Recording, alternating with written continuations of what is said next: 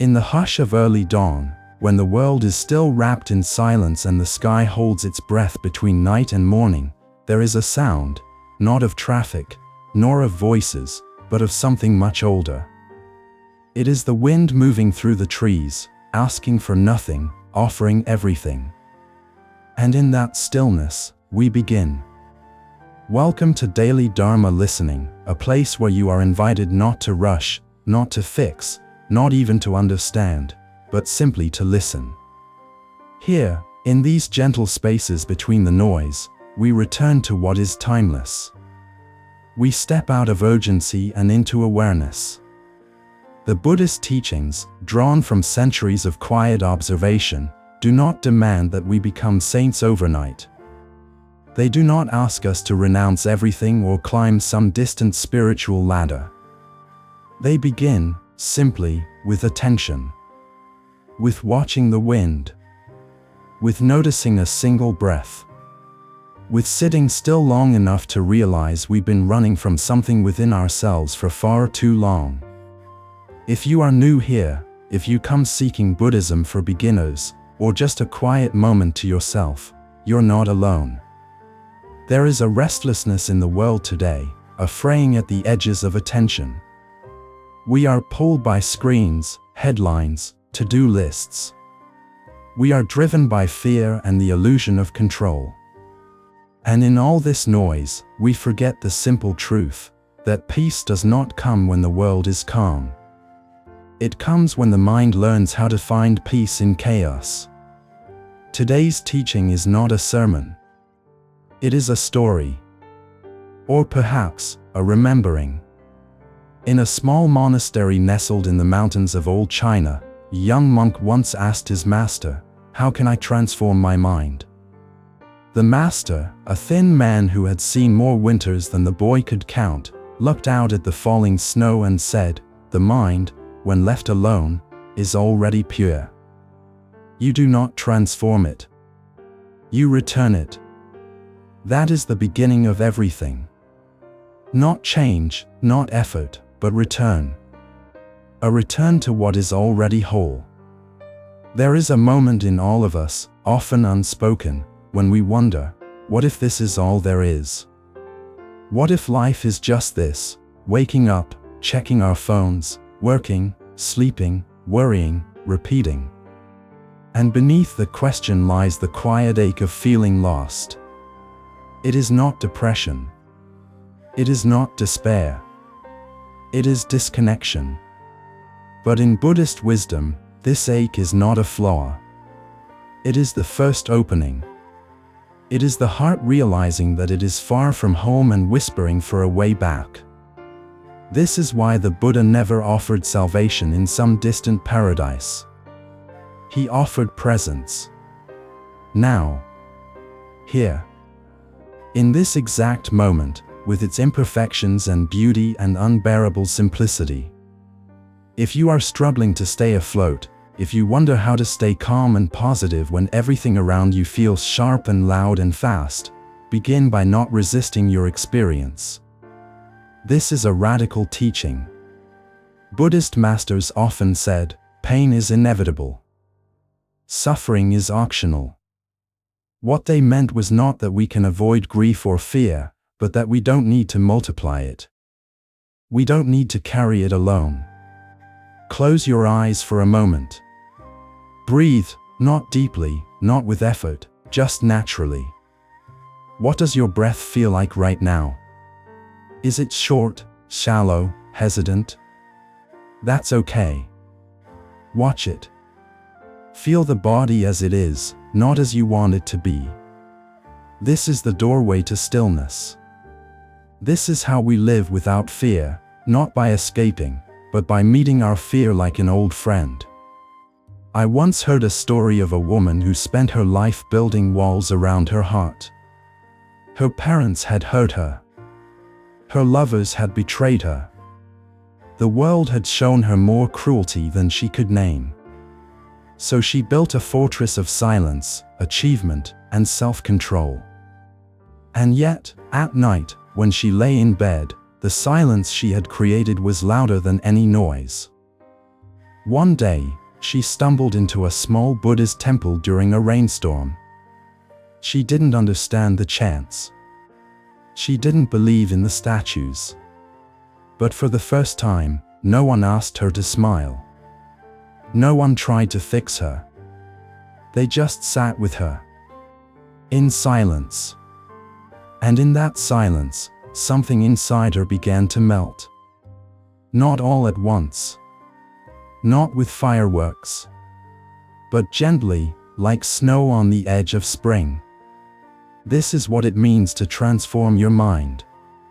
Not to fix it, not to erase its history, but to soften. To allow. To trust that even your pain has something to teach you. Buddhist lessons for anxiety are not quick tips or clever tricks. They are slow medicine. They are quiet mornings. They are noticing the wind and realizing it moves whether or not you are watching. In a world obsessed with control, they remind you that surrender is not defeat. It is return. Sometimes, we try so hard to protect our energy, from toxic people, from bad news, from the endless demands of life. But what if energy is not a limited resource? What if peace is not something you guard, but something you become? This teaching is like water. You cannot hold it. You can only drink it. And in drinking, you remember that you, too, are made of this same quiet truth. You, too, are wind. You are stillness. You are not your past. You are not your roles. You are not your thoughts. When you feel lost, and you will, may this be one of those Buddhist reminders when you feel lost, being lost is not the end. It is the beginning of being found. You are not behind. You are exactly where the path begins. And so, dear listener, welcome. Whether you've studied these teachings for years or arrived here simply out of curiosity, this space is yours. Not to escape the world, but to meet it more gently. To walk through it with eyes open and heart soft. If something in today's reflection spoke to you, if even one line felt like a balm or a mirror, I invite you to linger a while longer. Subscribe to Daily Dharma Listening, so that we may continue this quiet journey together. Like, if it helped you breathe a little easier. Share it with someone who might need this kind of gentleness today. And remember, the wind is always here. Asking nothing. Offering everything. Let us listen. Part 2. The bowl that carries the sky. There is an old teaching that says the mind, when settled, can hold the entire sky. Not because it becomes larger, but because it stops clinging to the clouds. In the quiet spaces of ancient monasteries, monks would meditate beside a single clay bowl. Its roundness, its emptiness, its simplicity, these became reminders that life does not need to be filled to be complete. Today, as we continue this journey together, let us begin with this image, a bowl that carries the sky. You may not be sitting in a monastery. You may be listening from your bedroom, your car, a crowded cafe, or during a moment stolen between tasks. But the bowl is still with you. You carry it in your chest, just beneath the ribs, where your worries gather and your deepest longings rise and fall like tides. This bowl is the heart-mind. And learning to understand it is the first step in the long path of Buddhist teachings.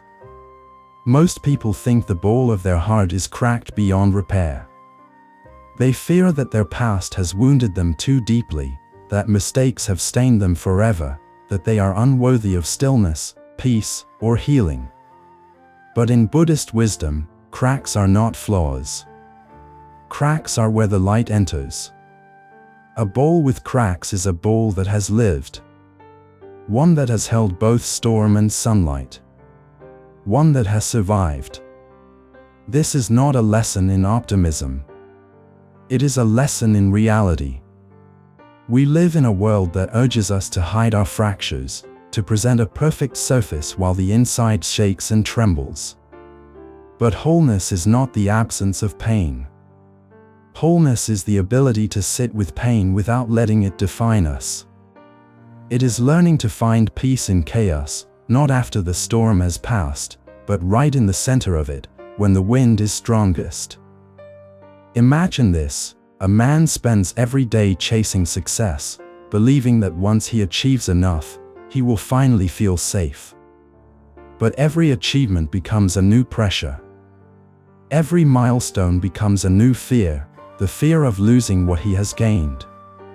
One day he meets an old monk, who listens quietly and then asks him to hold a bowl filled to the brim with water. "Walk across the courtyard," the monk says. The man tries, but with every step the water spills. He becomes frustrated.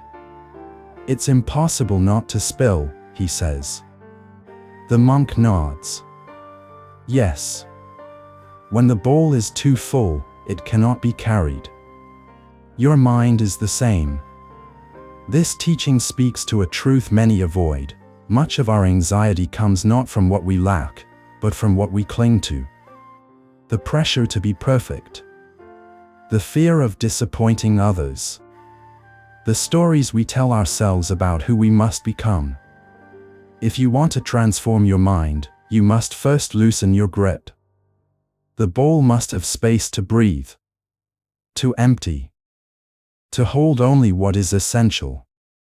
In everyday life, this might mean setting healthier boundaries, even when it feels uncomfortable.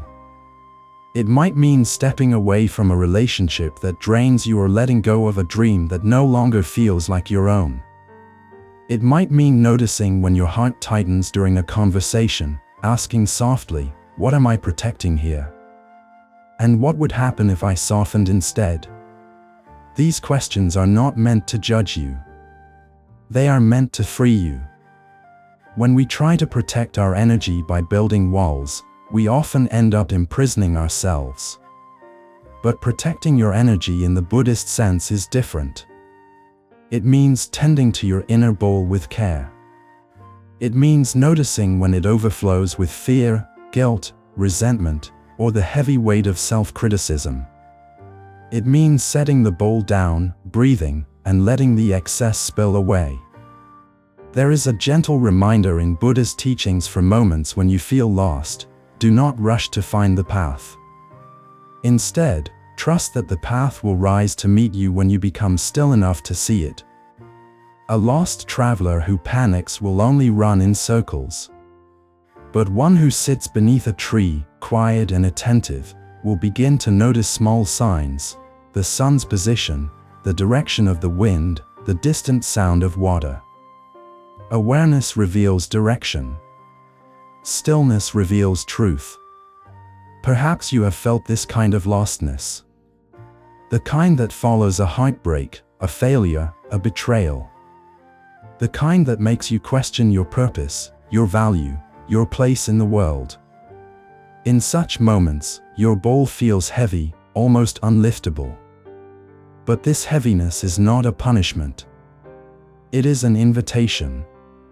The universe is asking you to set the bowl down, to stop walking, to look inside. What you will find is not emptiness, as you fear, but space, space to breathe, space to grow, space to start again. This is the quiet revolution of Buddhist wisdom. Transformation does not come from forcing change, but from creating the space for change to emerge naturally. You are not a project to be fixed. You are a landscape to be understood. Let us return to the bowl. When monks meditate, they do not stare at it to find meaning. They sit beside it until the bowl becomes a mirror. Until their breath slows. Until the mind, once wild and restless, begins to settle like dust on still water. The thoughts do not disappear. The emotions do not vanish. But they stop stirring the surface. They stop demanding attention. And in that stillness, the sky appears. You carry this same sky within you. When you learn how to stay calm and positive in the middle of your daily challenges, you are not pretending everything is fine. You are recognizing that beneath the turbulence, you remain vast. You remain capable. You remain untouched. Like the clear sky behind the shifting clouds. Living without fear does not mean living without uncertainty. It means trusting your ability to walk through uncertainty with clarity and compassion. It means recognizing that fear is a messenger, not an enemy. Fear tells you where you have not yet learned to soften. Where you have not yet remembered that you are strong. When anxiety arises, instead of pushing it away, you can welcome it like a tired guest. Ask it gently, "What have you come to teach me?" This is the essence of Buddhist lessons for anxiety. Not avoidance, but relationship. Not rejection, but presence. You transform your mind not by fighting your thoughts, but by listening to them with the steadiness of a mountain. Every day offers small, ordinary moments where this teaching can unfold.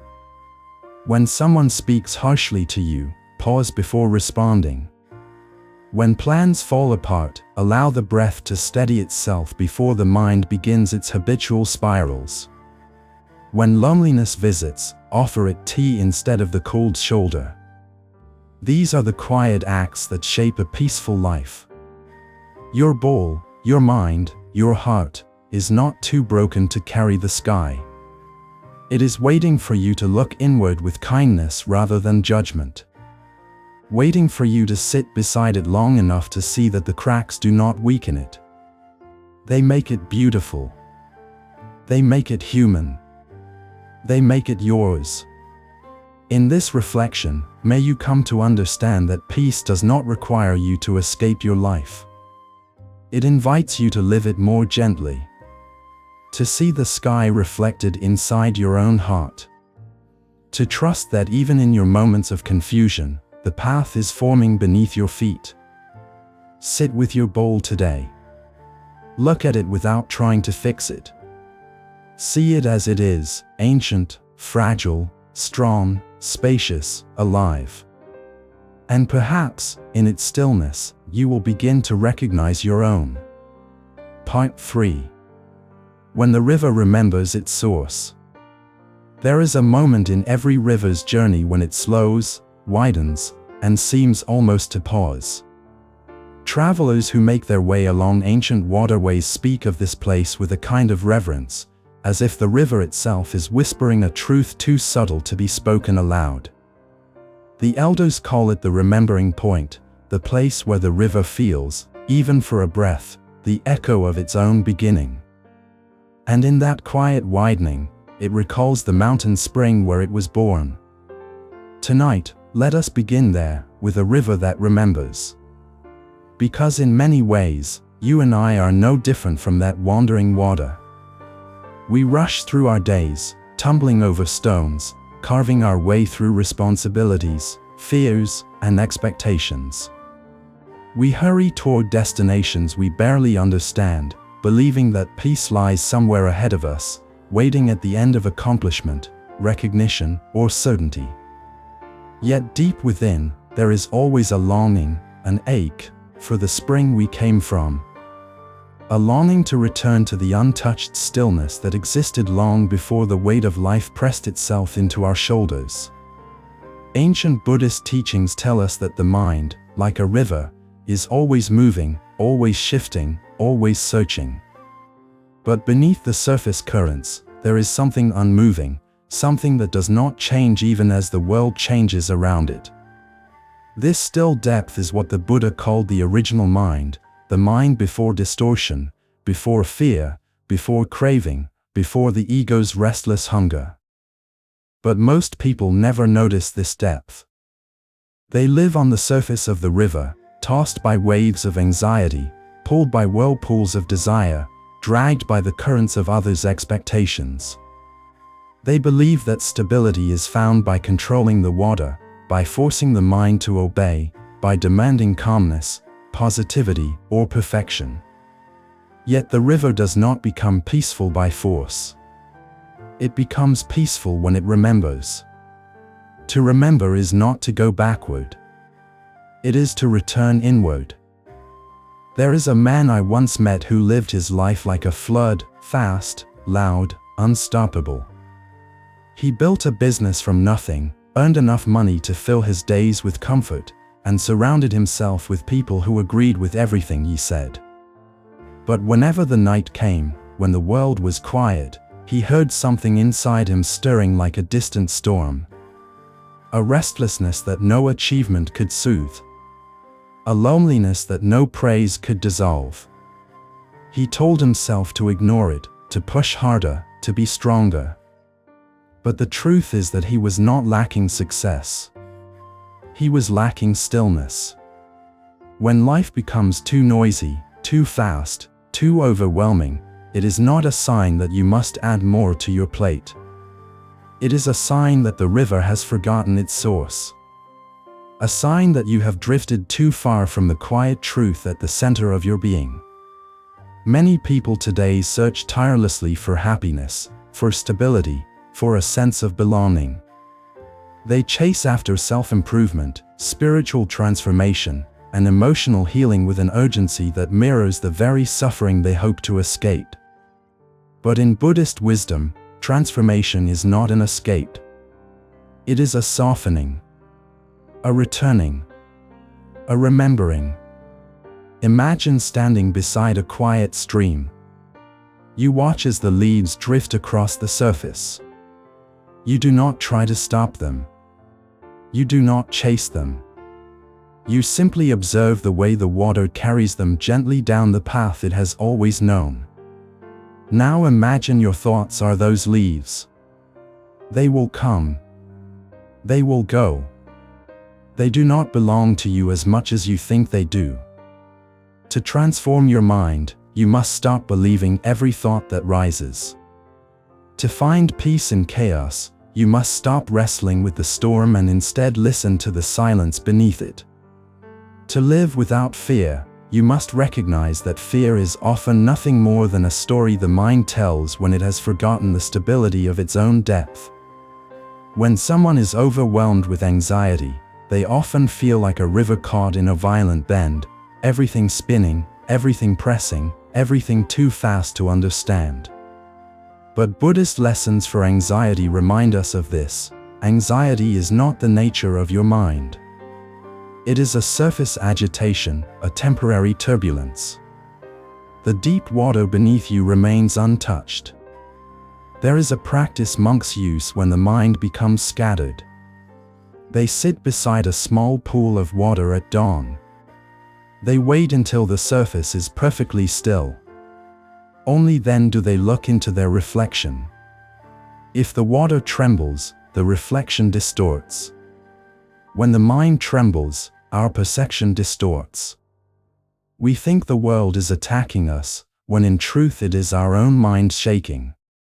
We think we are inadequate, when in truth we are simply misreading ourselves through a rippled lens.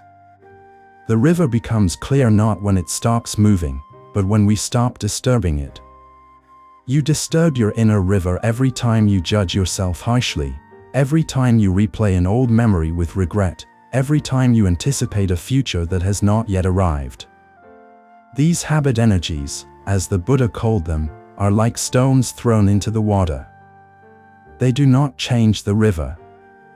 They only cloud the surface.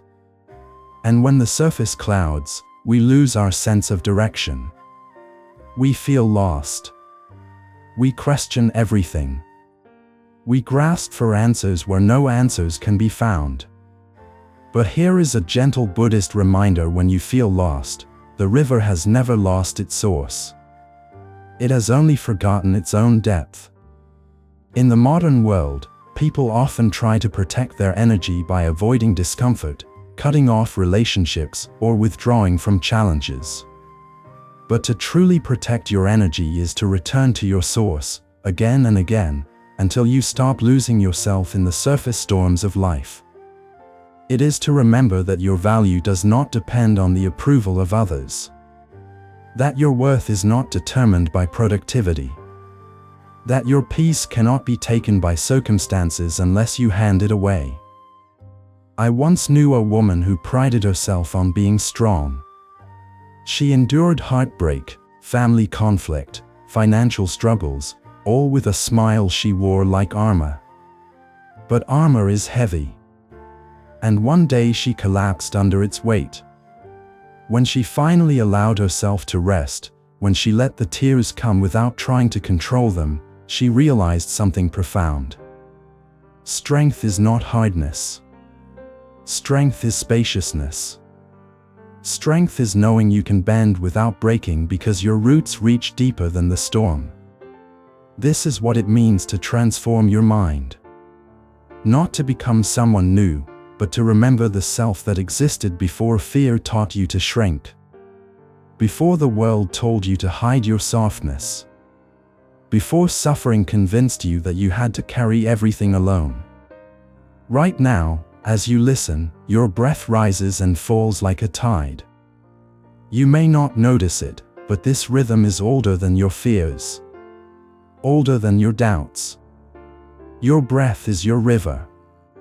It flows toward its source with every exhale.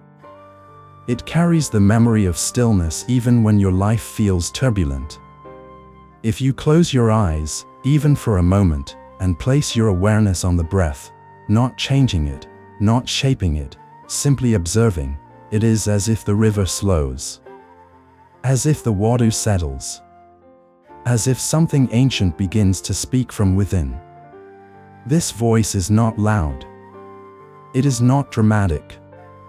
It is soft, steady, patient. It says, you have not lost your way. You have only forgotten the quiet path that leads inward. Take a slow breath. Feel the body from within. Notice the space around your thoughts. That space is the beginning of freedom. That space is the remembering point, the widening of the river where the journey pauses, just long enough for you to feel the presence of your own source. The teachings of Buddhism for beginners often start here, not with doctrine or philosophy, but with a simple return to awareness. Awareness is your home. Awareness is the mountain spring within you. Awareness is where clarity is born, where peace grows, where fear dissolves like mist under the morning sun. And when the mind returns to awareness, even briefly, you begin to see that life is not happening against you. Life is unfolding through you. The river does not fight the stones in its path. It simply flows around them, steady, patient, knowing that movement is its nature and returning is its destiny. In this moment, may you remember that you, too, are a river. You, too, have a source.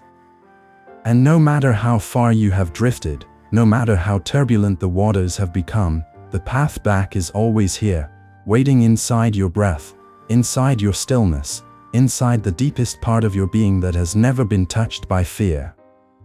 Sit with this remembering. Let it settle into your bones. And when you rise again into the world, carry with you the quiet knowledge that peace is not found by running. Peace is found by returning. Part 4. The mountain that bows to the cloud. There is a teaching, old as stone and soft as morning light, that appears in many Buddhist traditions. The highest mountain is the one that knows how to bow. At first glance it feels contradictory. Mountains do not bow. They rise. They stand. They endure the seasons without bending. Yet the masters would look at the towering peaks and speak of humility, of surrender, of knowing when to soften. And they would tell the young monks, if you wish to be strong, learn from the mountain. If you wish to be free, learn from the cloud. The mountain and the cloud, two symbols that appear again and again in ancient scriptures, carry a wisdom that is deeply relevant to the struggles we face today. Because in the heart of every person there is a mountain, built from memories, beliefs, wounds, hopes, and identity. And in the mind of every person there is a cloud, made of thoughts, emotions, and the temporary weather of the moment. Most people live trapped between these two forces. They cling to their mountain, defending their sense of self with rigidness and pride, fearing that any crack in their identity will make them crumble.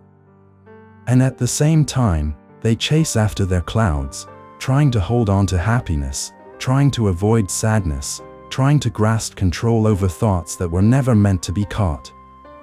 The result is exhaustion, anxiety, turbulence. We forget how to find peace in chaos because we are constantly fighting both the mountain and the cloud within us. But the masters taught another way. The mountain bows to the cloud, and the cloud embraces the mountain. In this simple image, they revealed a profound truth, that strength and softness are not opposites. They are partners. They are two halves of the same wisdom. Consider the mountain first. Its strength does not come from resistance, but from stability. It does not fear the storm. It does not argue with the wind. It simply stands in its own truth. This is what it means to live without fear, not to eliminate fear, but to remain grounded even as fear moves across the surface of life like passing weather. In modern life, we often confuse strength with control. We say, I must not break. I must not show weakness. I must stand firm no matter what. But in Buddhist teachings, true strength is not rigid. It is spacious. It is the ability to remain centered while the mind experiences its full range of emotions. It is the ability to feel sadness without collapsing, to feel anger without harming, to feel uncertainty without running. This is the mountain inside you. The part of you that is deep, ancient, unmoving. But the cloud is just as important. The cloud teaches impermanence, flexibility, openness. It knows that it cannot hold its shape forever, so it does not try. It dances across the sky with ease, drifting wherever the wind flows. The cloud is your emotional life, your thoughts, your reactions, constantly changing, constantly shifting. And yet, when clouds gather in the mind, we panic. We say, why am I feeling this again? Why can't I stay positive? Why am I anxious, angry, or lost? We cling to the hope that our mind should be clear all the time. But the cloud reminds us, clarity does not mean emptiness. Clarity means understanding that even the stormiest sky is not broken. It is just passing through. To protect your energy is not to avoid all clouds. It is to stop identifying with them. A cloud may cover the mountain for a moment, but it never becomes the mountain. Your thoughts may overwhelm your awareness, but they are not you. Your emotions may shake your heart, but they are not permanent. A monk once asked his teacher, "How do I transform my mind?" The teacher pointed to the horizon where a mountain stood steady beneath drifting clouds and replied, "Be mountain in your wisdom, cloud in your compassion." This balance is the heart of Buddhist wisdom. To transform your mind is not to force it into silence. It is to allow it to move, breathe, and shift without losing your center. It is to be rooted like the earth and fluid like the sky. In everyday life, you may encounter moments that challenge this balance. Someone may speak to you harshly. The mind reacts like a cloud, darkening, swirling, wanting to strike. But the mountain inside you does not need to respond. The mountain breathes. It pauses. It watches the cloud pass without clinging. Or perhaps you are overwhelmed by anxiety, a tightness in the chest, a rushing in the thoughts, a sense of losing control. The instinct is to fight, to suppress, to escape. But Buddhist lessons for anxiety teach us something different. When a cloud of fear forms, sit with it. Observe it. Ask it softly, "What do you need me to understand?" The cloud will shift. It always does. There was once a young monk who struggled with anger. Every time he felt slighted, he reacted. Every time someone corrected him, he clenched his fists. His master gave him an unusual instruction: go to the mountain and sit until your anger dissolves. The monk obeyed. He climbed the slope, sat beneath a cedar tree, and waited. His anger rose and fell, rose and fell. But the mountain did not respond. The wind did not care. The trees did not judge. And slowly, the monk realized that his anger was not solid. It was just a cloud. This realization changed him. He stopped fighting his emotions and began listening to them. He stopped fearing his reactions and began understanding them. He learned how to stay calm and positive, not by denying his inner storms, but by grounding himself in the mountain of awareness. In your own life, you may experience moments where you feel lost, unsure, disconnected from your purpose. In those times, remember this gentle Buddhist reminder: when you feel lost, the mountain is still there within you, even if it is hidden behind clouds. You have not lost your strength. You have not lost your path. You have only forgotten to bow. To bow is to surrender. Not in defeat, but in acceptance. Acceptance that life is both mountain and cloud. Acceptance that you are both stable and changing, strong and soft, grounded and drifting. Acceptance that nothing in you is wrong or broken. You are simply unfolding. When you bow to life, to reality, to yourself, you create space. And in this space, transformation happens naturally. You stop resisting. You stop fighting with your own nature. You allow the cloud to pass and the mountain to rise. This is how you find peace in chaos.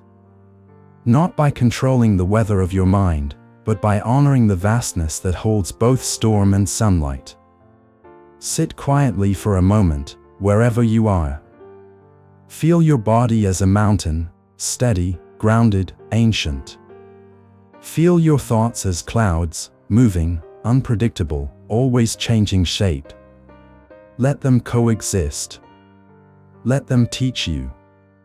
Let them remind you that you are the sky behind them both.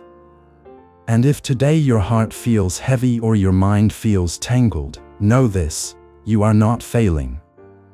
You are simply learning the dance of the mountain and the cloud. A dance that has guided countless seekers before you. A dance that will guide you, too, back to yourself. Part 5. The lamp that refuses to go out. There is a story told in ancient monasteries about a traveler who wandered into a remote village after weeks of crossing barren land. Exhausted, hungry, and discouraged, he found himself drawn toward a faint light flickering through the darkness. As he approached, he saw an old woman seated beside a small clay lamp.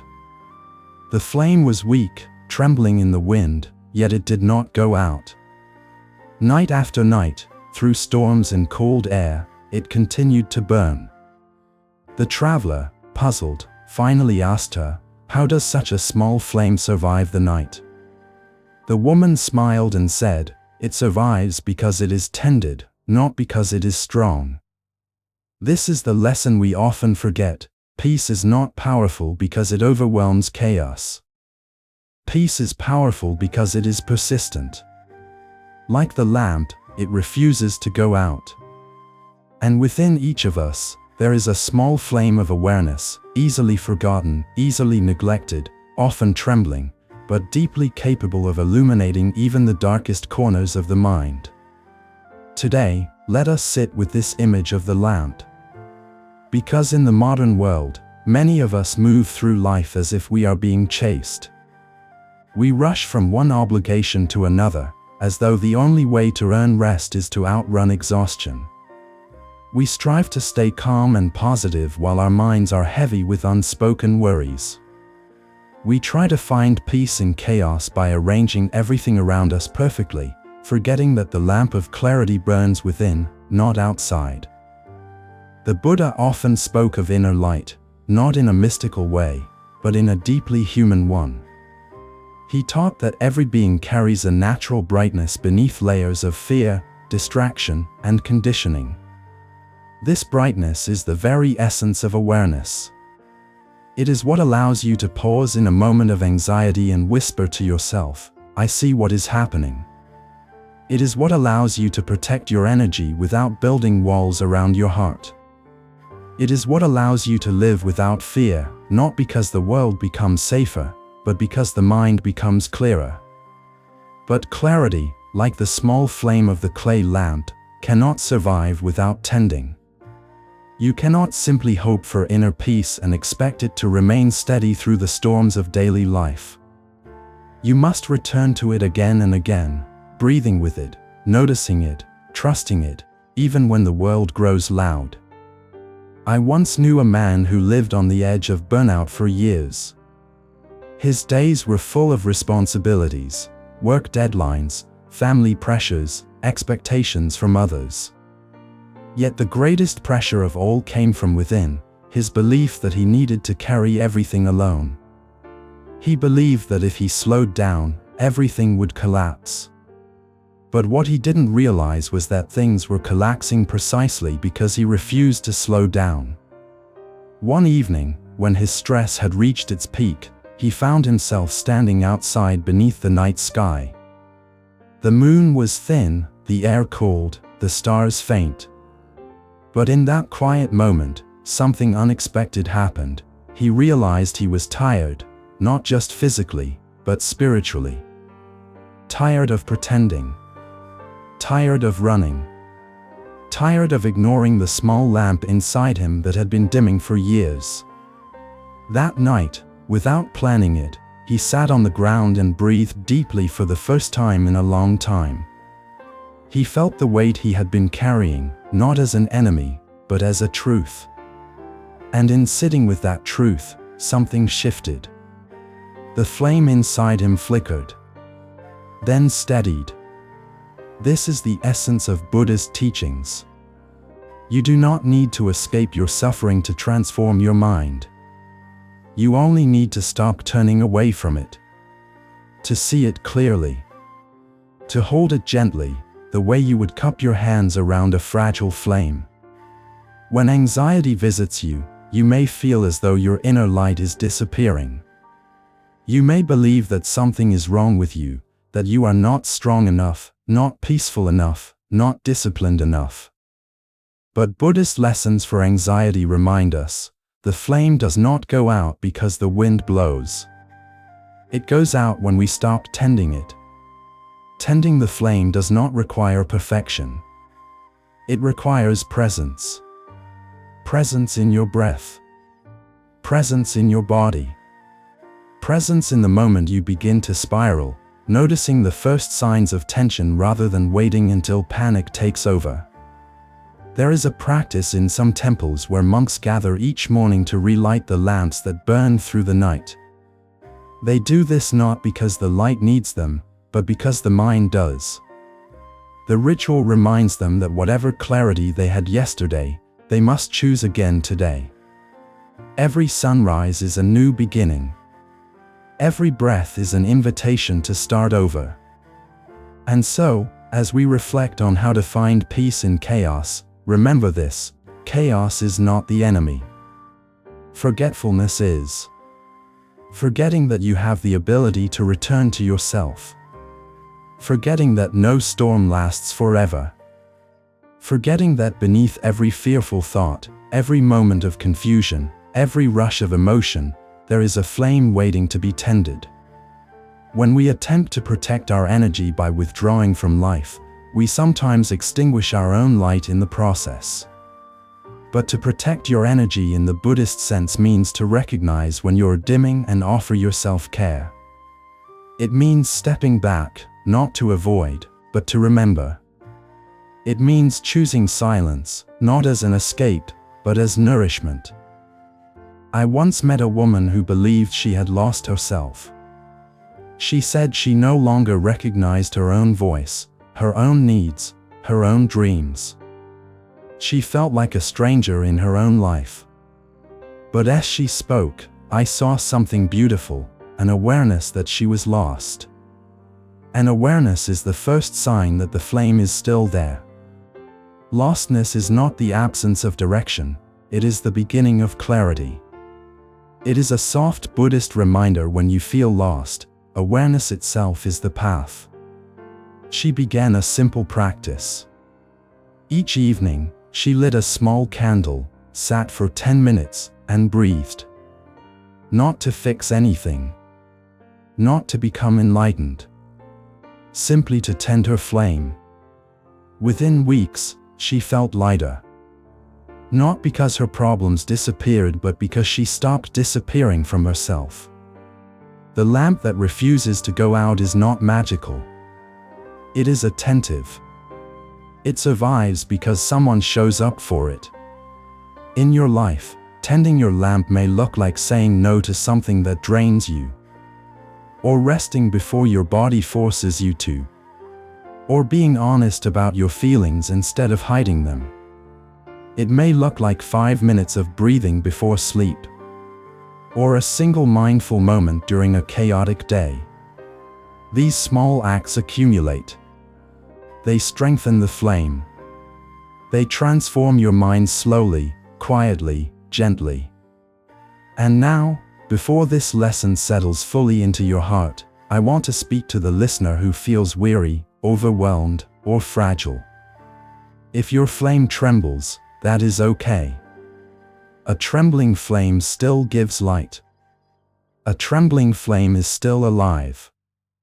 If you feel like you're holding yourself together by a thread, remember that threads can be rewoven. Lights can be rekindled. Minds can be transformed.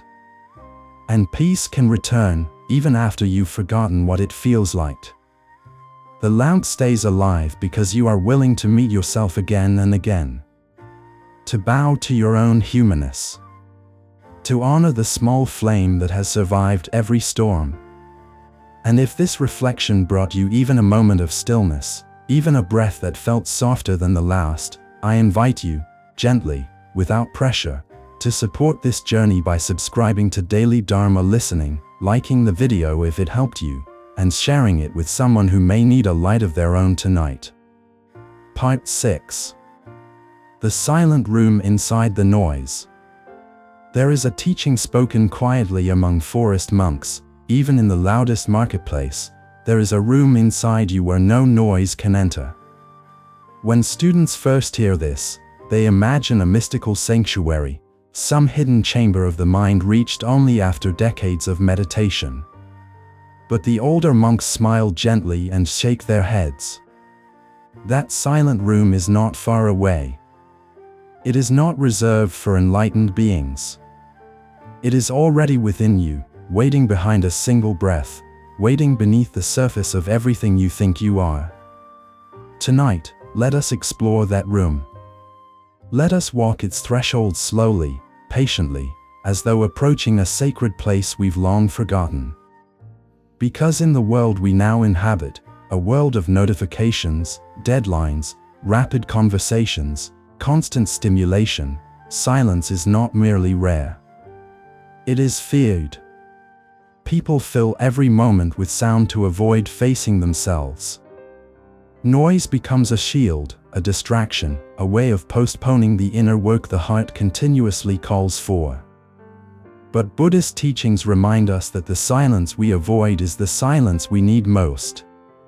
For it is in silence that clarity forms. It is in stillness that truth softens its way into the body. It is in the quiet room inside the noise where the mind transforms itself, not through effort, but through gentle recognition. Imagine for a moment a small hut in a bamboo forest. Sunlight filters through the leaves, casting gentle patterns on the ground. Inside the hut, nothing moves. A floor mat, a clay pot, and a single window facing the sunrise. The hut does not demand anything from you.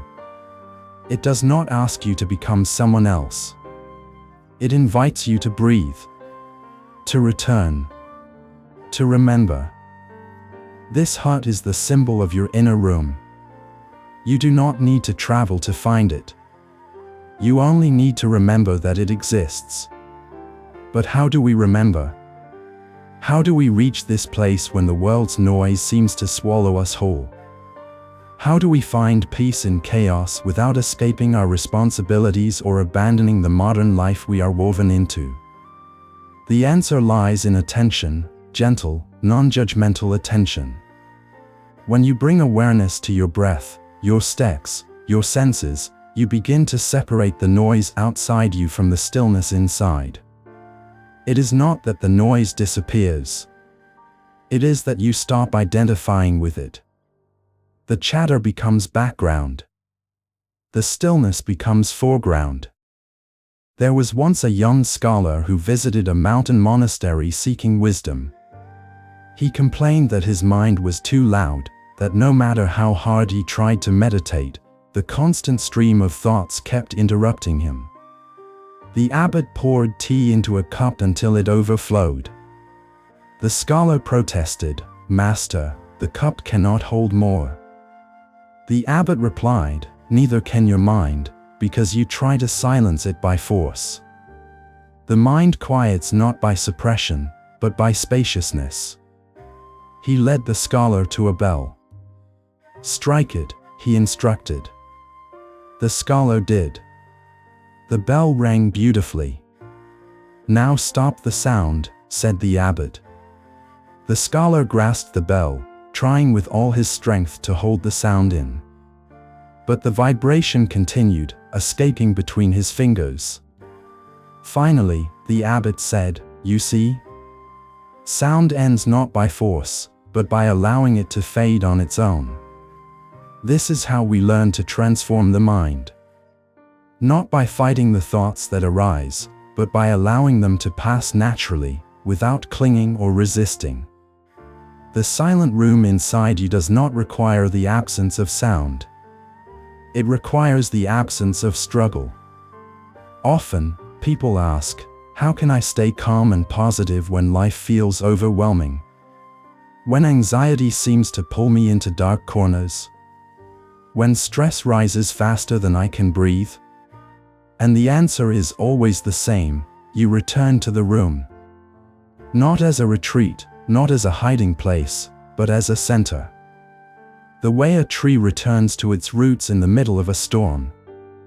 The way a bird returns to its nest at the end of the day. When you step into this room, your worries soften. Not because they vanish, but because you meet them from a different place.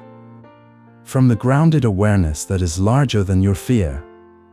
From the clarity that sees anxiety not as a flaw, but as a wave passing through your consciousness. A woman once described her experience of anxiety as 1,000 echoes bouncing inside a small cave. Every sound amplified, every thought intensified. But when she began the practice of sitting in silence, even for a few minutes each day, she discovered something life-changing. The cave was not as small as she imagined. The walls expanded. The echoes softened. And she realized that it wasn't anxiety that suffocated her. It was the belief that she was trapped in it. The room inside her had always been spacious. She had simply forgotten the way in. This is the wisdom at the heart of Buddhist teachings. Your true self is vast, open, boundless. Thoughts come and go. Emotions rise and fall. Fear tightens and then loosens. But the room, the awareness that witnesses all of this, remains untouched. Let us walk a little deeper now. Imagine you are seated inside that silent room. The noise of the world hums faintly outside, like distant thunder. But it does not enter. Not because you block it out, but because your attention has shifted inward. Notice your breath, not forcing it, not deepening it, simply witnessing it. Notice how each inhale arrives on its own. Notice how each exhale leaves without your control. Now notice the space between breaths. That subtle pause. That delicate moment of nothingness. This is the doorway. This is the entrance to the silent room. In this space, your worries seem less sharp. Your fears less solid. Your past less heavy. Your future less frightening. Everything becomes softer, more fluid, more workable. This room teaches you how to protect your energy, not by shutting the world out, but by grounding yourself so deeply that the world cannot pull you away from your center. It teaches you how to live without fear, not because danger disappears, but because you trust your ability to meet whatever arises with clarity. It teaches you how to find peace in chaos, not because chaos starts, but because you stop being tangled in it. There is a small temple in Korea where monks practice a simple ritual. Every morning, before sunrise, they sit in silence for 1 hour, facing the mountains. During this hour, no one speaks. No one moves unnecessarily. No one seeks answers. They simply allow themselves to sit inside the room of awareness. Visitors often ask, "What do you gain from this?" And the monks smile, knowing the question comes from a mind still enamored with outcomes. But the truth is that the practice is not about gaining. It is about remembering. Remembering the room. Remembering the stillness. Remembering the clarity that lies beneath the surface of daily life. One monk explained it this way: we do not meditate to escape life. We meditate so we can return to life fully. This is a critical insight for anyone feeling lost, overwhelmed, or disconnected. When you feel lost, it is not because you have wandered too far.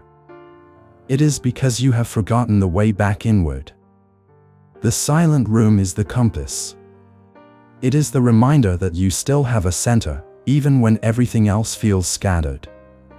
Sometimes, people fear entering this room because they believe they will confront ghosts from their past, old memories, unresolved emotions, unspoken pain. But the room is not a place of judgment. It is a place of witnessing. When you enter with honesty, your shadows soften. When you enter with compassion, your wounds breathe. When you enter with gentle awareness, your past loses its sharpness. Nothing inside you is as solid as it seems. Not your fear. Not your regret. Not your sadness. All of it flows like water when met with presence. The room teaches you this.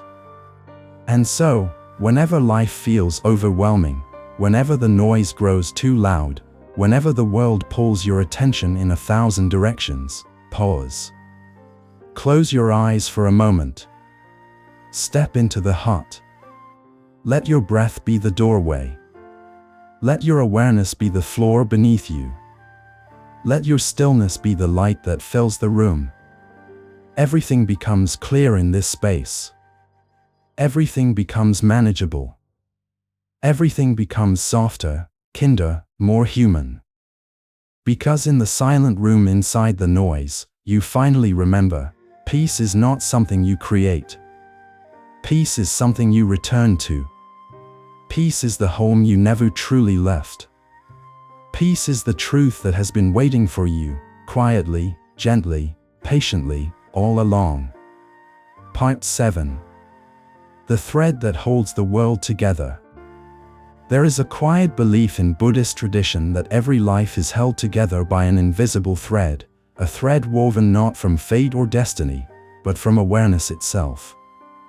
The masters say that as long as a person remembers this thread, their life remains whole, balanced, and steady.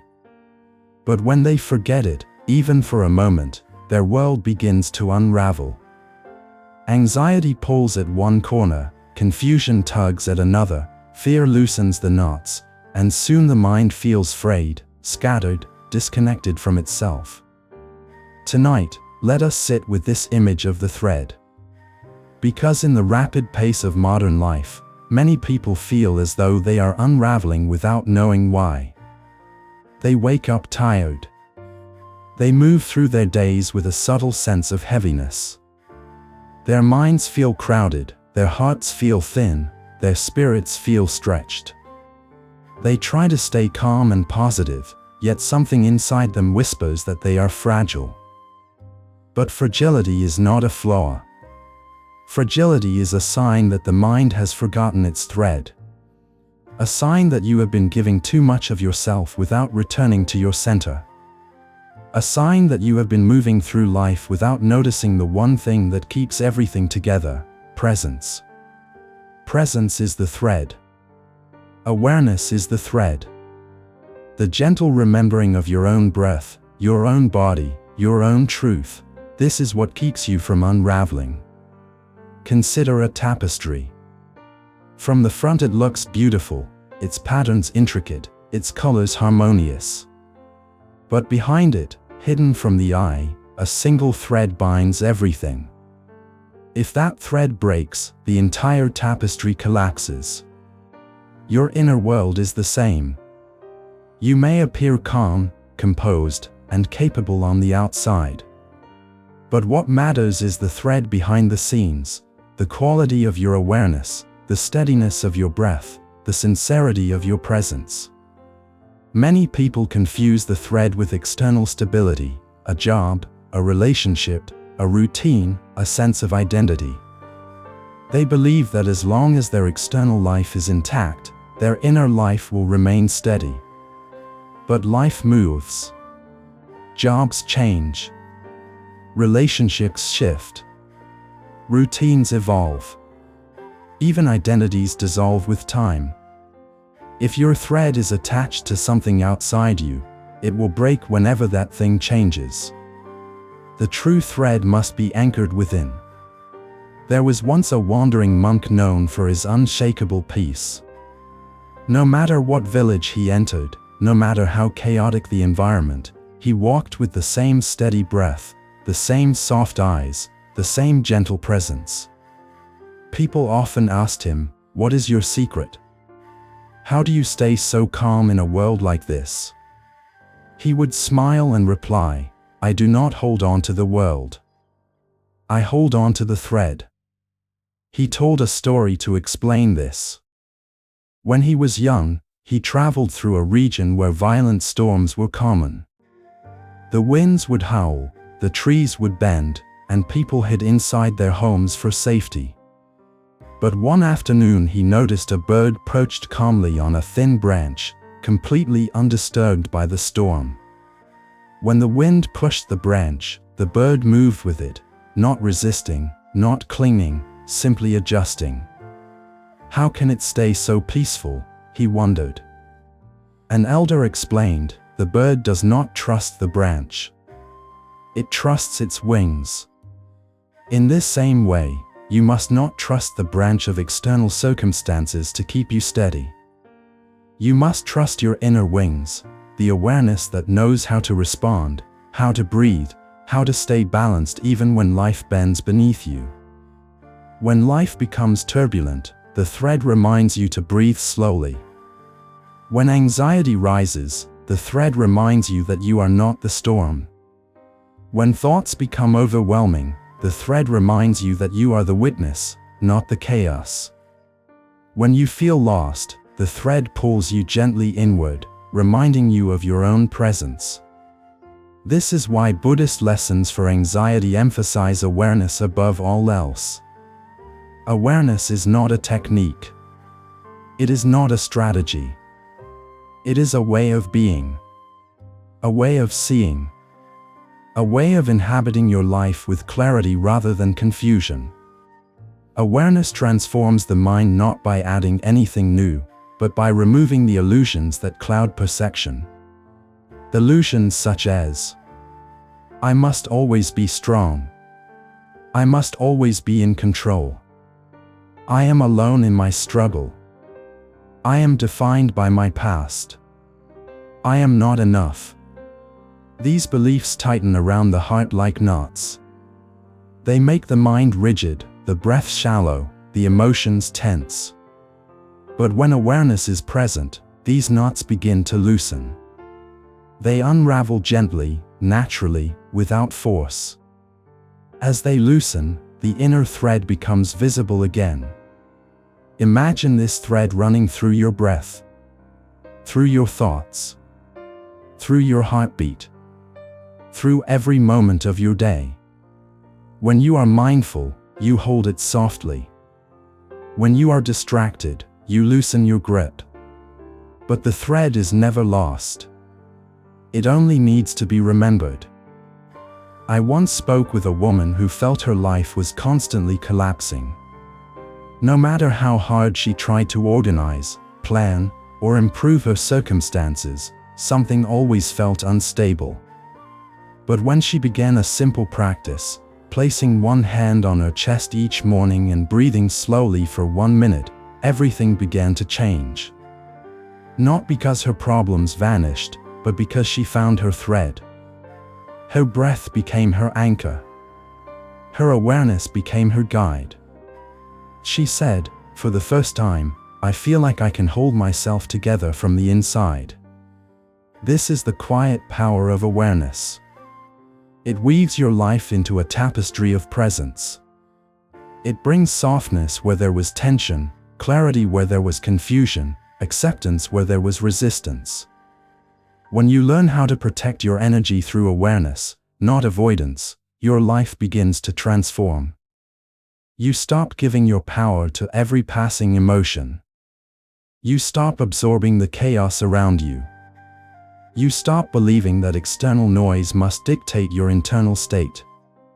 You begin to understand that peace is not something you search for.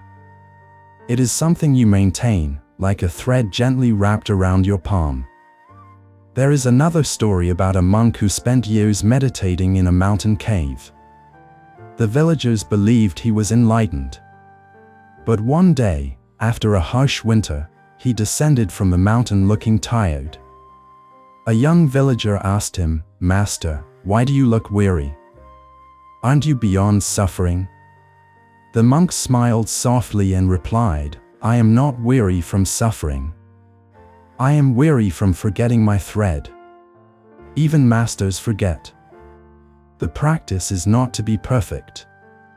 The practice is to return. Return. Return when you are tired.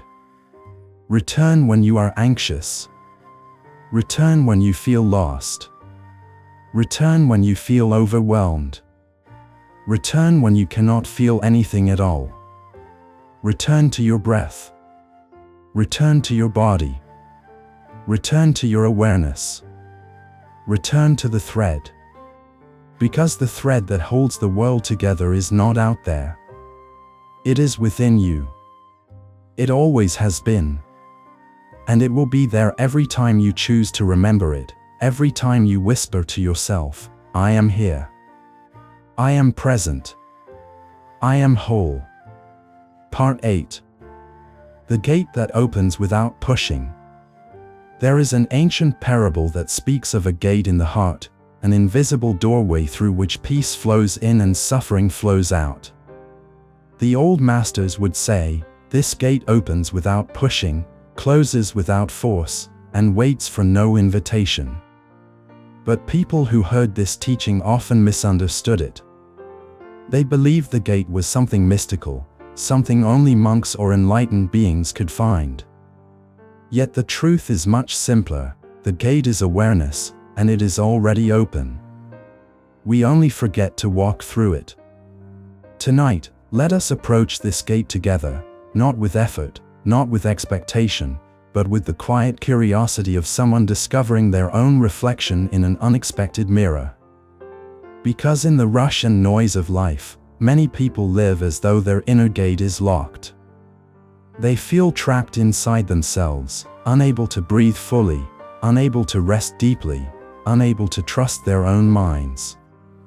They try to stay calm and positive, but their thoughts pull them in 1,000 directions. They try to find peace in chaos, but the chaos seems to live inside them. And yet, the gate has never been closed. It is we who keep walking past it, searching for something outside that was always waiting within. Think of a child who stands before a door and pushes with all their strength, unaware that it opens inward. The harder they push, the more frustrated they become. This is how many of us treat the mind. We try to force peace. We try to control thoughts. We try to silence emotions. But peace does not arise through pushing. Peace arises through softening, through opening inward, through stepping back instead of pressing forward. The mind is not a fortress. It is a garden. And the gate to that garden opens gently, with awareness, not force. Let us imagine now a small garden tucked behind an old monastery wall. The path leading to it is narrow, overgrown with moss. Most visitors walk past it, never noticing the subtle doorway hidden in the stone. But those who pause, those who breathe, who listen, feel a presence calling them. When they touch the gate, it glides open effortlessly. And inside, they find everything they needed but never thought to seek: stillness, clarity, breath, truth. Your own inner garden is like this. Life has overgrown its entrance with layers of fear, distraction, anxiety, habits, and old stories. But the gate is still there, responding not to effort, but to presence. Many people walk through life believing their suffering is a sign of failure. But Buddhist teachings remind us that suffering is not a punishment. It is a signal. A message from within that says, you are pushing too hard. You are forgetting the gate. There was once a man who carried his burdens like stones in a heavy backpack. Every responsibility, every expectation, every regret added weight to his shoulders. When he finally sought the counsel of a teacher, he asked, "How do I lighten this load?" The teacher did not offer advice.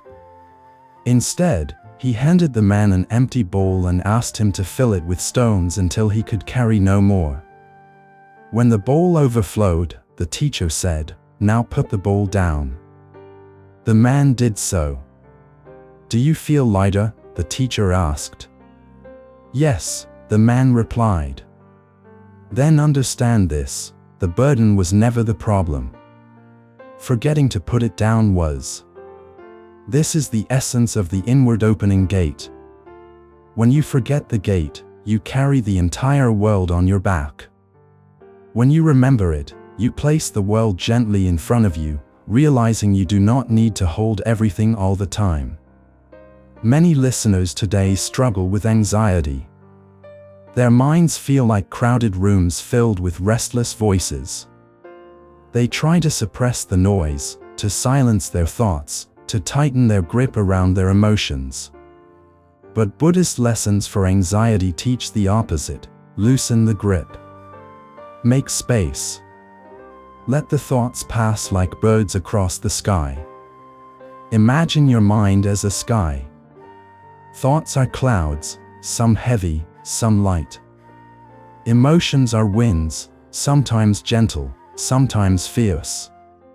But the sky does not argue with the weather. It does not cling to the clouds. It does not fear the storm. It remains open, expansive, untouched. The gate opens when you remember this openness. A woman once shared that she felt constantly overwhelmed by life.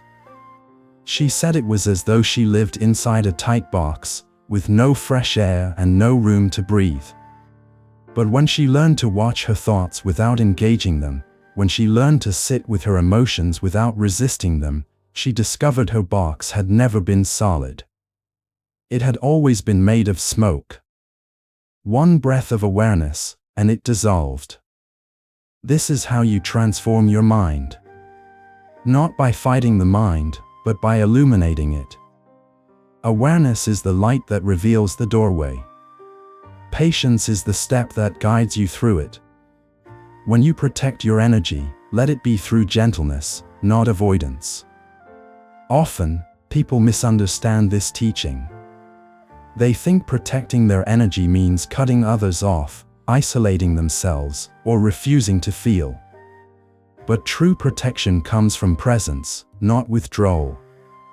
It comes from knowing your inner gate so well that no one else can close it for you. It comes from knowing your inner sky so deeply that no weather can frighten you. You do not protect your energy by hiding. You protect it by returning. Returning to yourself. Returning to the breath.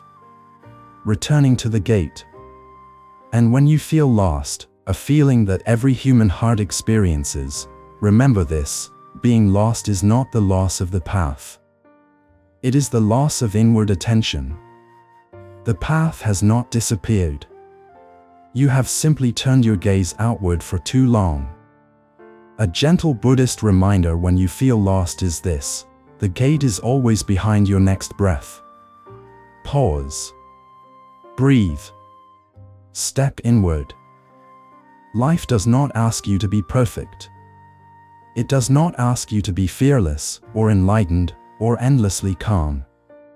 Life only asks you to remember the gate, to stop pushing long enough for it to open, to stop striving long enough to soften, to stop doubting long enough to glimpse your own clarity.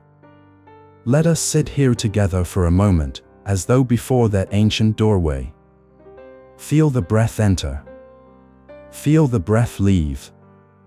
Notice, in the small stillness between breaths, something quietly opening. Not through effort. Not through will. Through awareness. Through presence. The gate opens because you remember it. It opens because you stop trying to break it down. It opens because it was never locked. And in walking through it, you discover that what you were seeking, calmness, clarity, peace, the transformation of your mind, was inside you all along, waiting patiently for this moment of return. Part 9. The mirror that does not judge. In the heart of an ancient forest monastery, there hung a mirror unlike any other. It was not made of polished metal or finely pressed glass. It was a simple slab of river stone, smoothed by centuries of flowing water. Yet the elders would gather the young monks before it and say, "This is the clearest mirror you will ever face." The novices, puzzled, would stare into its surface, seeing only a faint blur of their reflection. But the masters would shake their heads gently and whisper, "Clarity has nothing to do with the eyes. It has everything to do with the heart." Tonight, let us sit before this stone mirror together. Let us discover the meaning hidden beneath its quiet surface. Because in our daily lives, we stand before many mirrors, mirrors of appearance, achievement, identity, reputation, expectation. Some show us who we think we are. Others show us who we fear we are. But few, if any, show us the truth without judgment. Most mirrors in our lives reflect not who we are, but how we believe we should be. They reflect the pressure to stay calm and positive. They reflect the desire to appear successful, stable, composed. They reflect the standard society places upon us: be strong, be productive, be unshaken, be confident, be perfect. But the stone mirror does not reflect these illusions. It does not care whether your hair is neat, whether your life is orderly, whether your heart is full or broken. It shows you only what is real, the presence behind the surface. The part of you untouched by fear, untouched by anxiety, untouched by the stories your mind repeats. In Buddhist teachings, this mirror represents awareness, the simple, compassionate knowing of your inner experience without judgment or resistance. It is the heart's ability to witness itself gently, honestly, without harshness. Modern life teaches us to evaluate everything. We judge our bodies, our thoughts, our emotions, our progress, our mistakes.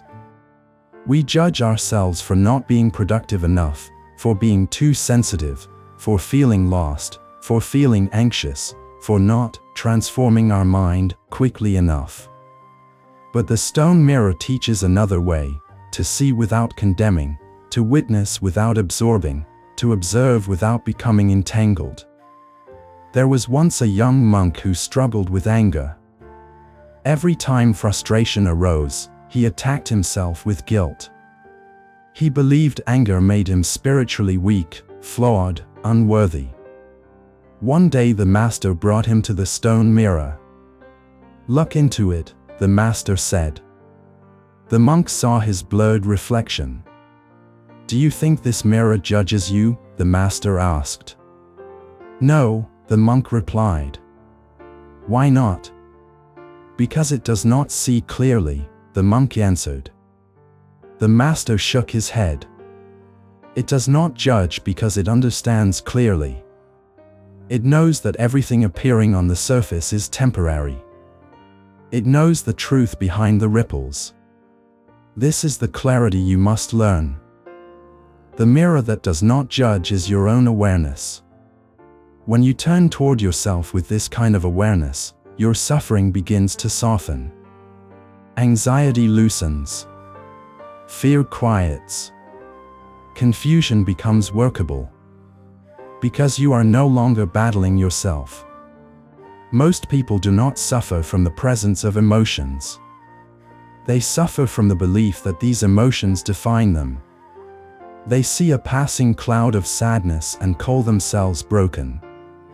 They experience a moment of fear and call themselves weak. They feel lost and assume they have failed. But Buddhist wisdom reminds us, emotions are weather. Awareness is the sky. The mirror helps you remember this. Imagine for a moment that you are sitting before the stone mirror, breathing gently. Thoughts arise, self-doubt, worry, restlessness. The mirror does not flinch. It does not tighten. It does not turn away. It simply sees the thoughts for what they are, passing formations of the mind. Temporary waves on the surface of consciousness. When you allow yourself to witness your thoughts in this way, you stop being controlled by them. When a wave of anxiety appears, you might say, anxiety is here.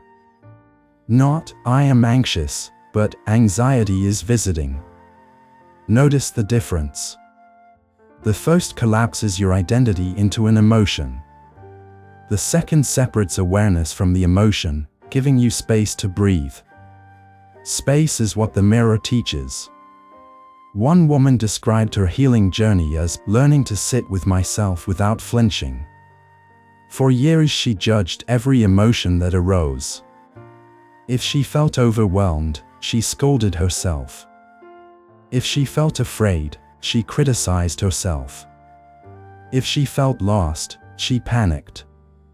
But when she began practicing mindful awareness, noticing her inner world without judgment, something extraordinary happened.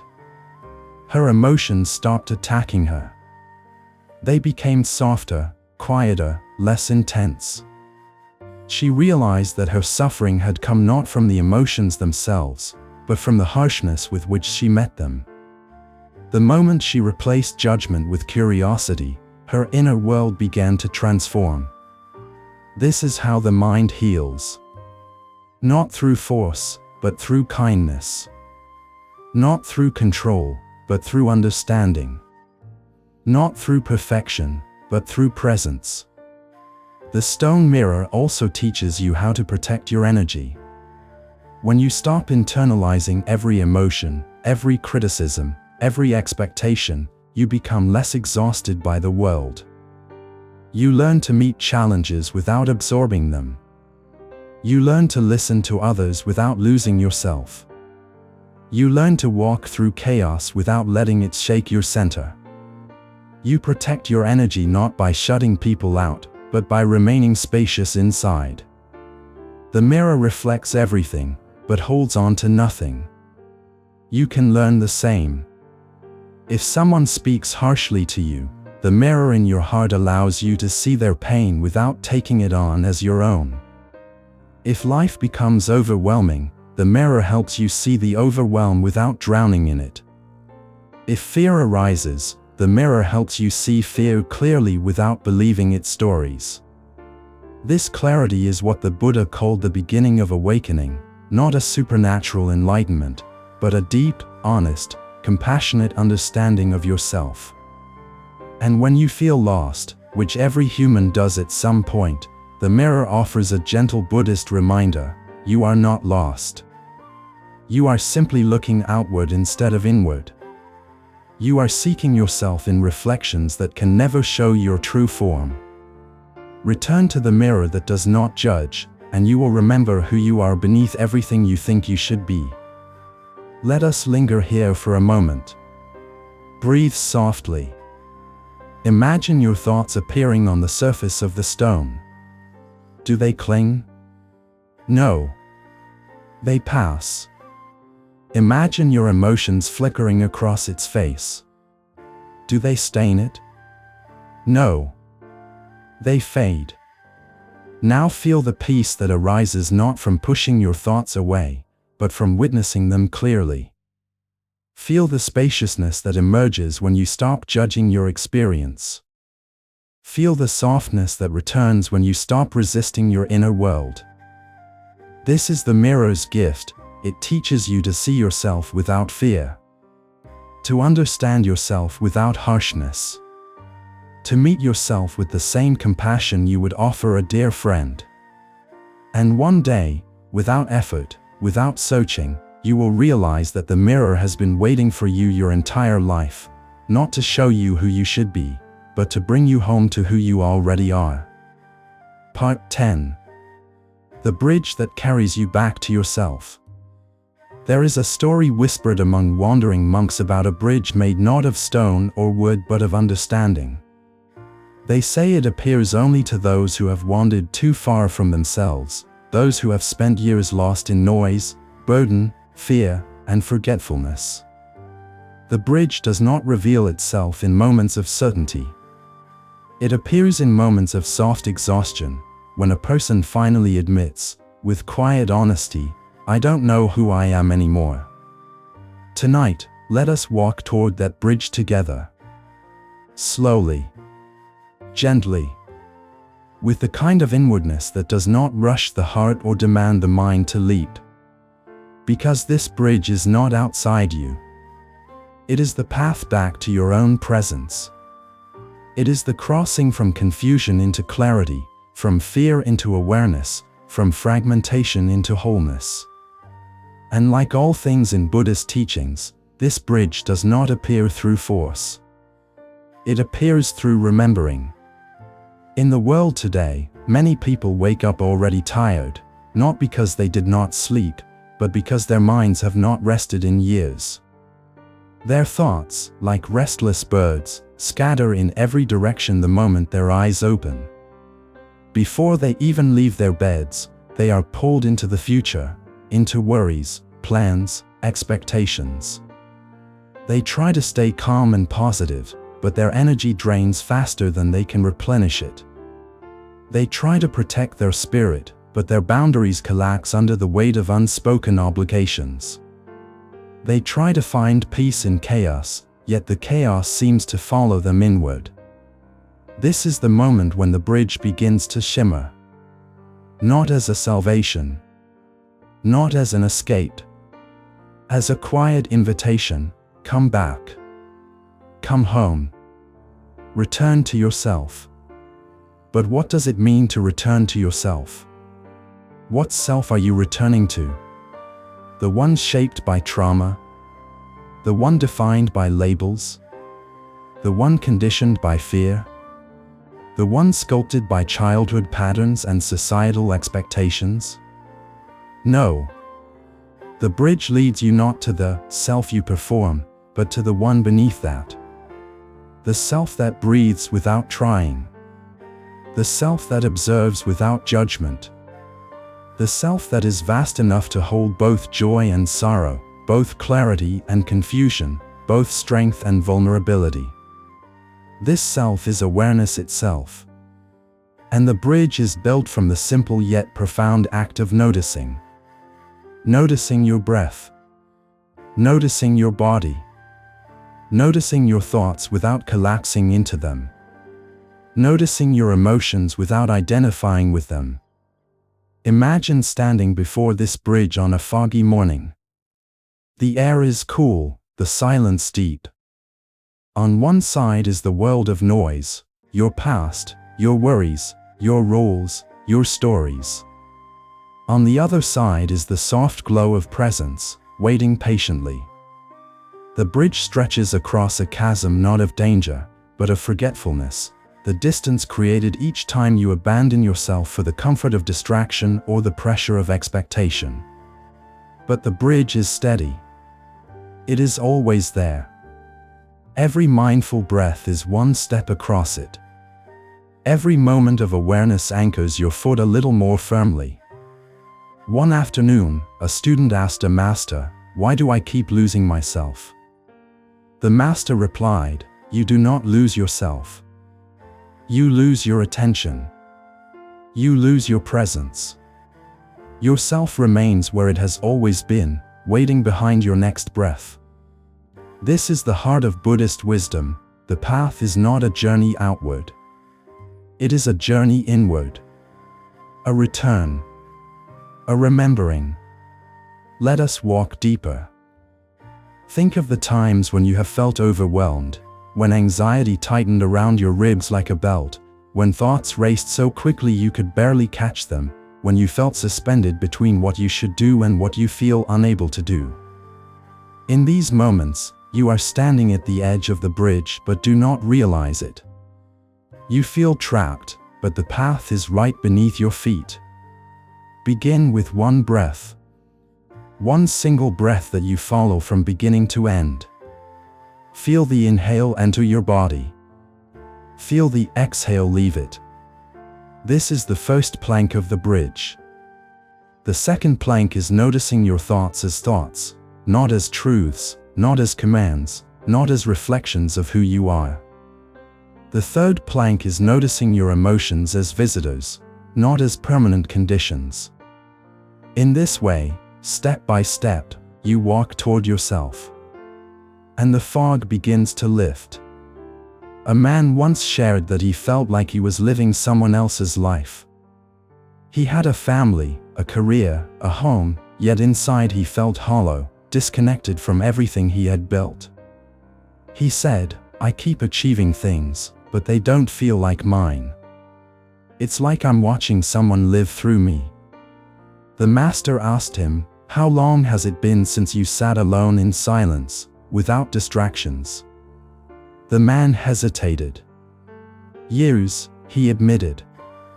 The master nodded. "Then the bridge has been waiting for years.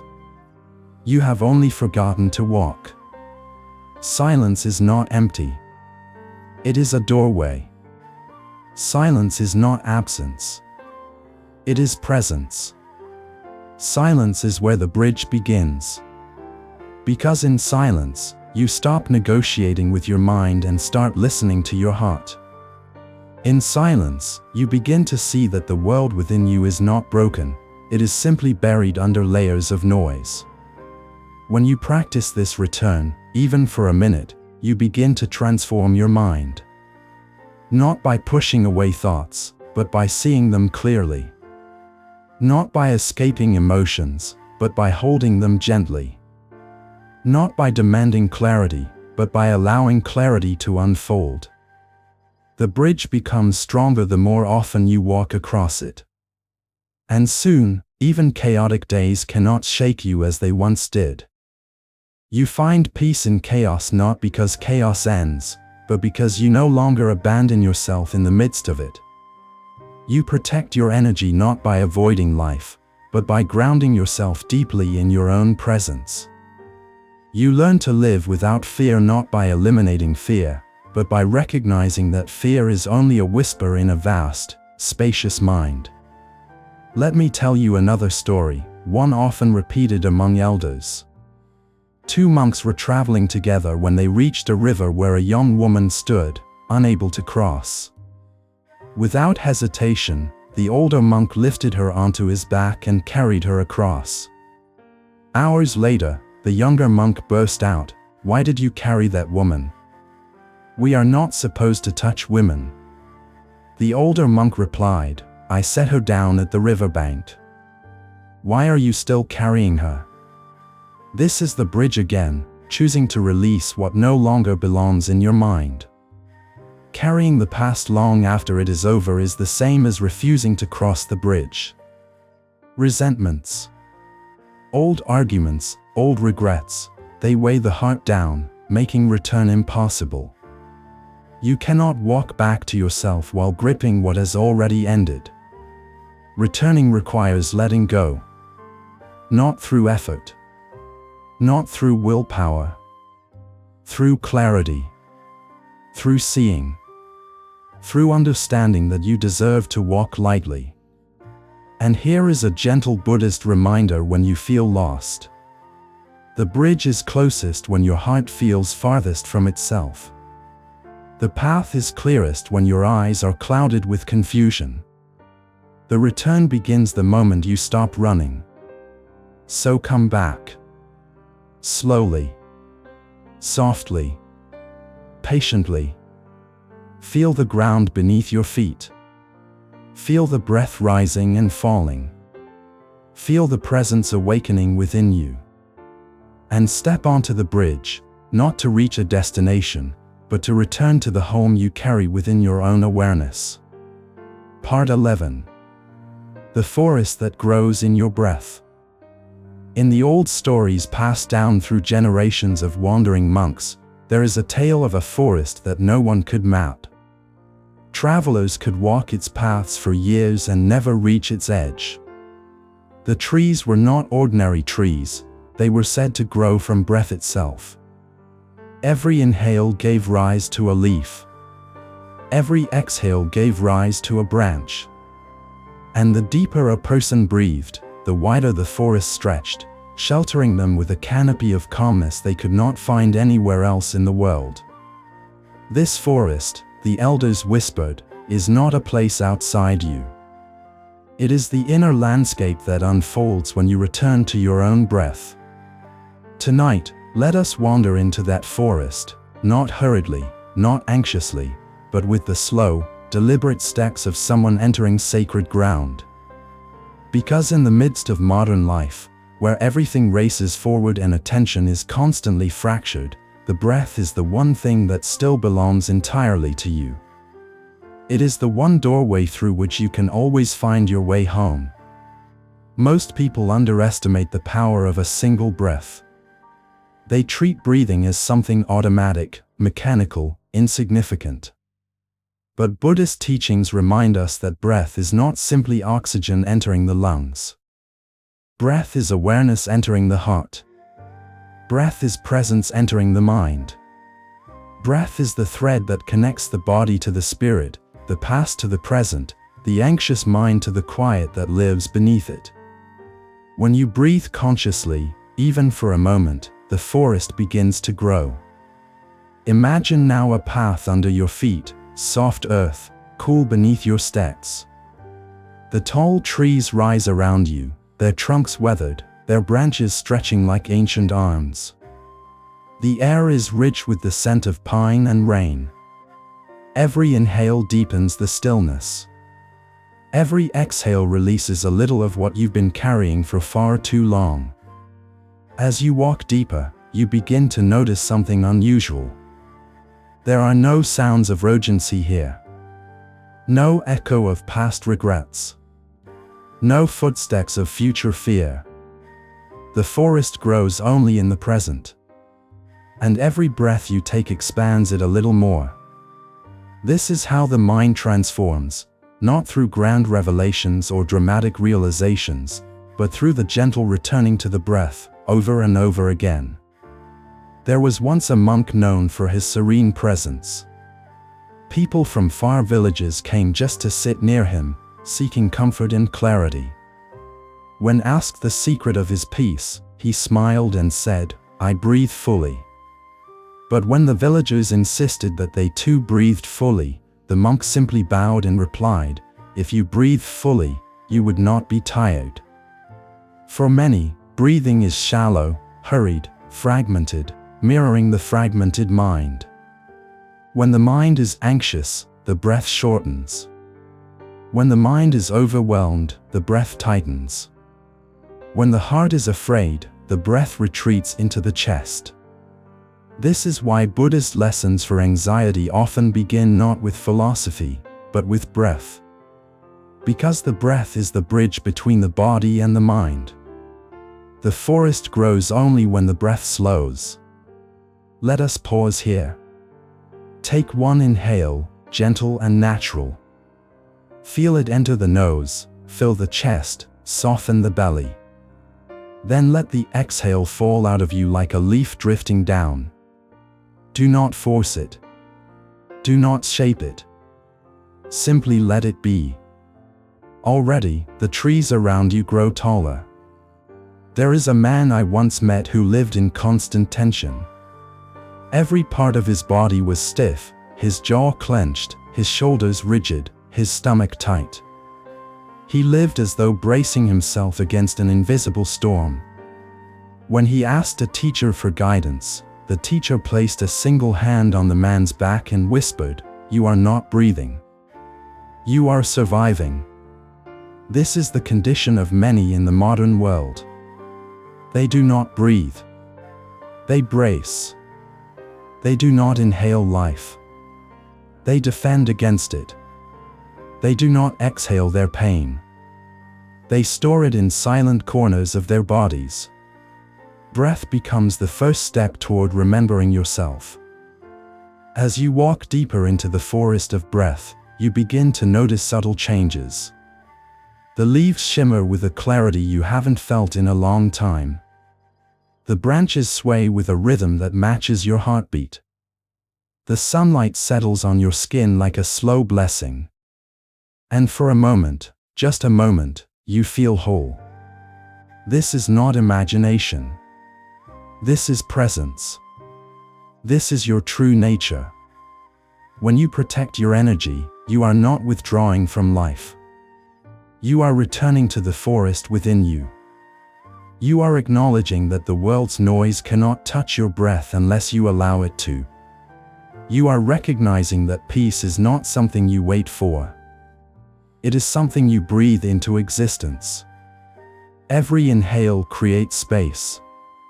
Every exhale lets go.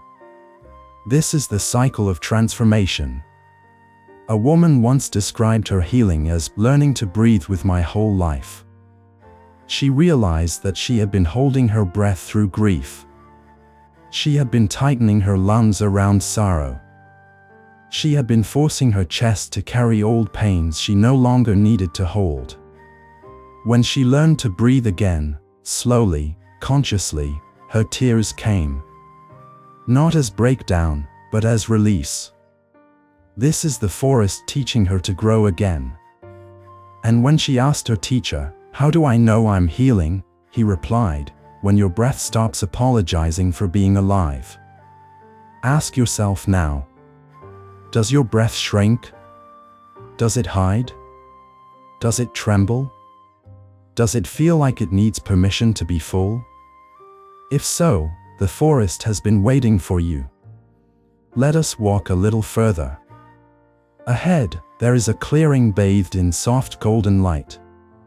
This is the center of your inner forest, the place where you meet yourself. Here, the mind no longer rushes. Here, the heart no longer fears its softness. Here, the breath flows without judgment. Sit in this clearing for a moment. Not physically, but inwardly. Feel the breath move through you like wine through trees. Feel the body settle the way earth settles after rain. Feel the mind open the way petals open at dawn.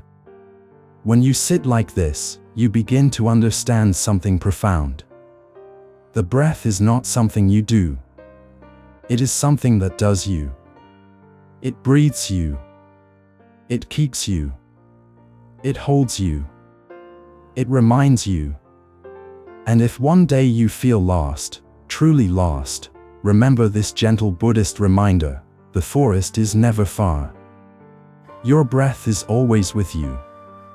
And as long as your breath lives, your way home lives with it. Look around once more. The trees stand tall because you inhale. The clearing brightens because you exhale. The path unfolds because you walk it with awareness. You are not separate from this forest. You are its source, its root, its air, its life. And as you rise from this lesson, the forest rises with you, breathing through you, guiding you, reminding you, in every moment, that your peace has always lived here, in the quiet, in the breath, in the forest that grows with every step deeper into yourself.